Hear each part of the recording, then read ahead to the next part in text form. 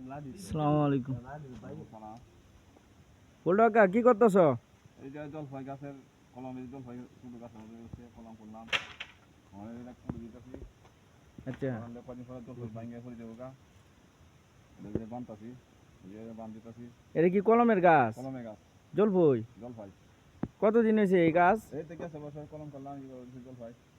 এই বছরে জলফাই ধরেছে? হ্যাঁ, জলপাই ধরেছে। কি কলম করছিল এটার? গুটি কলম। গুড়ি কলম? জি।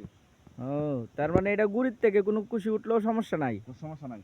এটা ডাইরেক্ট গুড়ির থেকেই গুড়ি কলম। এই দেখেন গাছ অনেক সুন্দর, কিন্তু একটা সারা দেখেন ছোট সারাটা, কিন্তু অনেক ছোট, মানে সর্বোচ্চ গেলে বুক মানুষ সারাটা, এর চেয়ে বেশি বড় নাই। এখন নিয়ে কিন্তু ফুল ধরেছে, এই যে দেখেন তার নিয়ে যদি দেখায়, এই যে অনেক সুন্দর ফুল, এই যে গাছ ভর্তি কিন্তু ফুল। এখন এই যদি এত জলপাইয়ের ফুল হয়, তাহলে আপনারা বুঝতে পারছেন যে চারা অনেক ভালো পরিমাণ, যে অনেক ভালো একটা চারা, জলপাইয়ের চারা।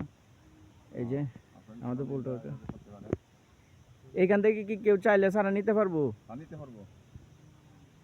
জলপাইয়ের চারা কত করে বিক্রি করেন আপনারা? জলপাই চারা 60 টাকা। 60 টাকা? 60 টাকা করে বিক্রি করেন কলমের চারা না? ও ঠিক আছে, আচ্ছা ঠিক আছে। তো সবাই তো দেখলেন অনেক সুন্দর একটা চারা, আর এই যে লইলেন আমাদের কাকা।